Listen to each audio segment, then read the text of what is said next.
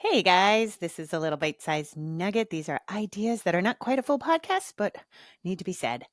So I spend a lot of time thinking, like too much time thinking usually. and I, one of the things that I hate is when people ask me for scripts.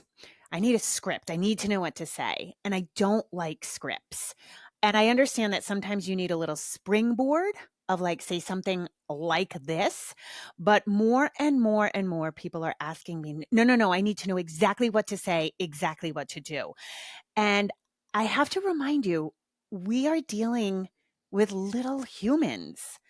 And so any script, any plan, is going to go up in smoke at some point or another because it's not right for your kid.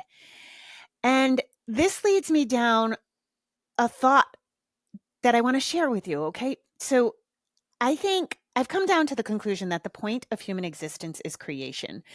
Now, whether that's creating life, as you are listening to this podcast, you have created life. And for people who don't have kids, they have robust creation, usually in other areas, right? Gardeners or knitters or sewers or glasswork or any form of music, right? We love to create. And one of my favorite lines in one of my favorite musicals is from Rent, and it is the opposite of war isn't peace, it's creation.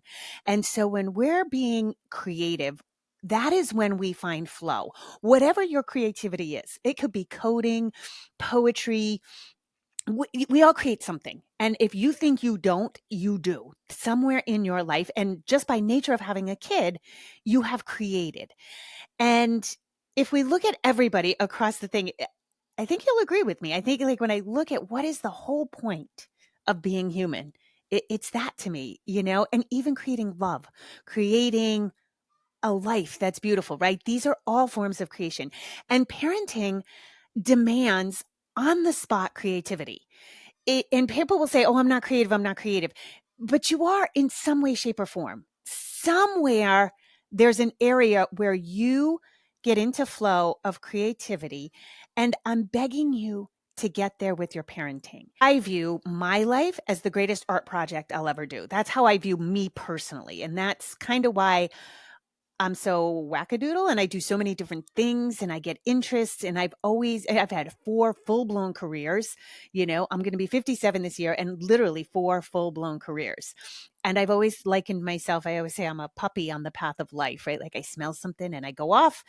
I might stick with it. I might not. Like I don't get tied to it.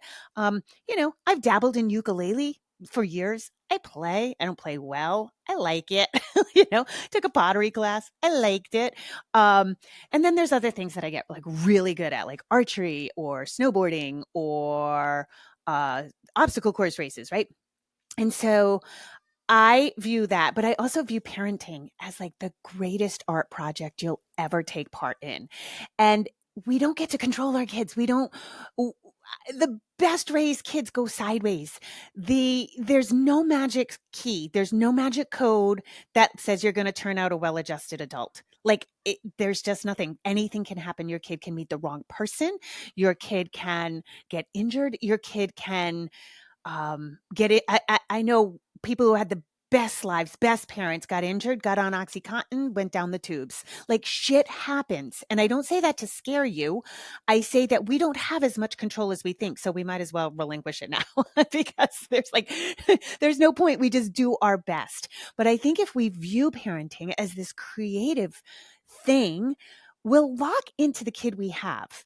I also believe on a very spiritual level that you are divinely suited, and whatever divine means to you.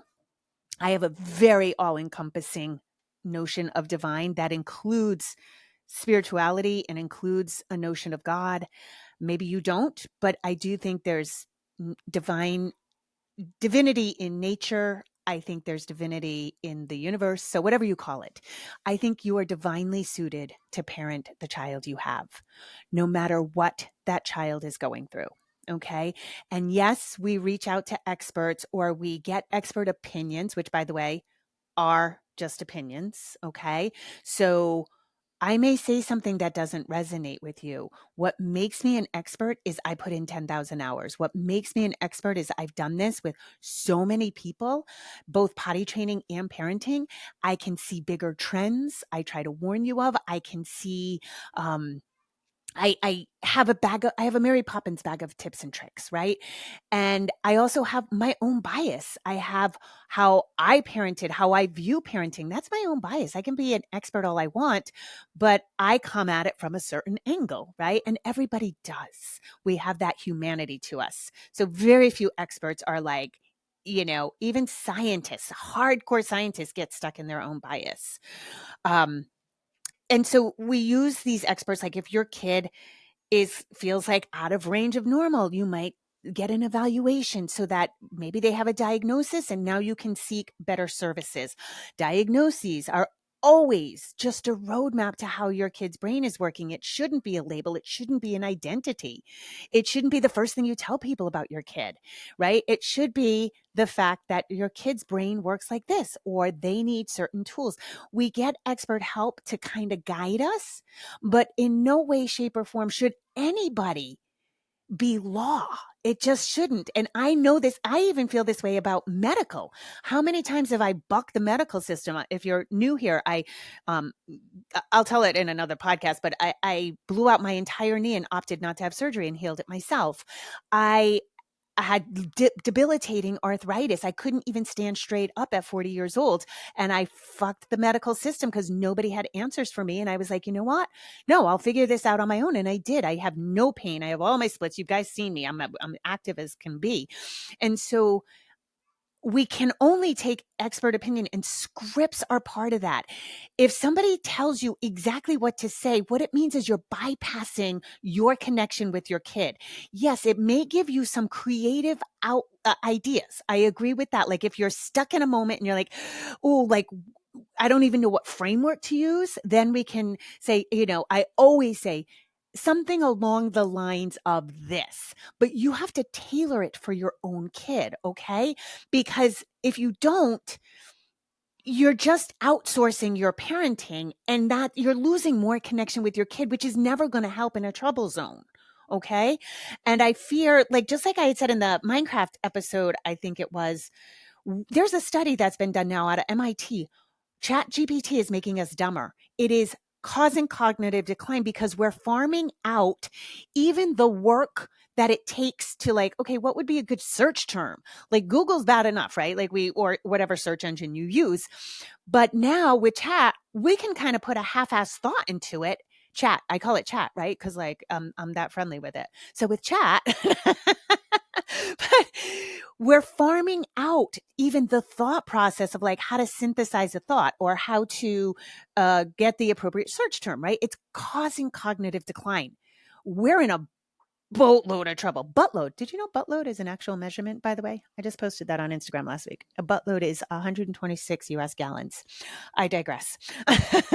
We are in a buttload of trouble because that's what's happening. And that carries over into our parenting. And with social media and the amount of fucking noise you guys are getting thrown at you about parenting, it's really hard to lock into the kid you have. And anytime in my own parenting that I have struggled with Pascal, I've had to step back. I've had to take a breath and be like, what do I know about my kid? Because I know everything, and I believe you are encoded for this child. And I truly believe this, even if your kid was adopted. I believe you are encoded to know exactly what this kid needs if you can settle the noise. If you can settle the noise of the internet, of other opinions, and really lock into your kid. Do we all need help? Yes. I love having expert opinions. I don't live and die by expert opinions. I love hearing, oh, I never thought of it that way. All right, let me do this. Let me try this. Let me see this. This is when I've talked about in past episodes about how I eat. I have literally tried every kind of eating because I'm curious. Let me see, will this help my arthritis? Will this hurt my arthritis? Will this make me feel good? Will this make me feel shitty? Will this give me a good poop? Will this not? Like, I love finding out. Yeah. And so I'll listen, but I will also run it through my own system and be like, that makes zero sense to me. No. But in my own parenting, I found this so true with Pascal. I knew this kid. You know this kid. I have faith in you that you find what you need with a little boost over the fence. With, yes, obviously, with a diagnosis, you may not know how to deal with your kid if they have ASD. You may not how to deal with or have the best tools for ADHD. Like, I understand that. Yes, absolutely. Everybody needs a boost over the fence. Everybody needs ideas.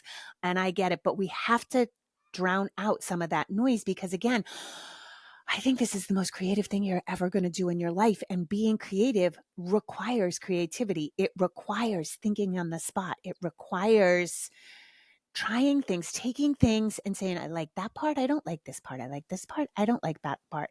Okay. And I give you permission to do that. We don't need a fucking expert for everybody. And the amount of times, do you know, somebody asked me for my peer reviewed data on potty training and what my credentials were. And I was like, my credentials? Like, going to the National Institute of Potty Training? Like, I don't know what you mean. Like, yeah, I have credentials in child development, but like, what? We need peer-reviewed science on how kids should use the toilet. Like, that's how far we've gotten, guys. It's kind of kooky. So anyway, that's your bite-sized nugget for today. Be creative. Yeah, it's the best thing. Be creative with yourself. It's the biggest art project you're ever going to do. Bye.